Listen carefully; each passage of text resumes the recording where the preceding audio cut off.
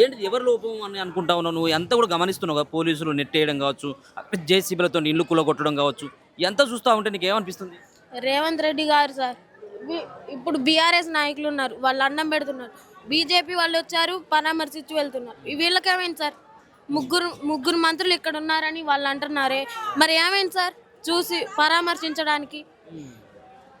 ఇప్పుడు నువ్వు ఏడుస్తున్నావు కదా, చెప్పుకుంటూ ఏడుస్తున్నావు కదా, నీ ఏడుపులో కూడా న్యాయం లేదు. మీరంతా కూడా పైసలు ఇస్తే ఏడుస్తున్నారని మంత్రి మాట్లాడుతున్నాడు. విన్నావా? ఆ స్టేట్మెంట్ విన్నావా?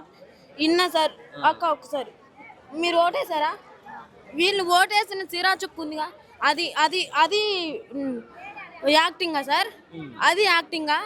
మీరు మీరు అనవసరంగా ఓటేసి గెలిపించారు, లేకుంటే మీకు మంచి జరిగేది.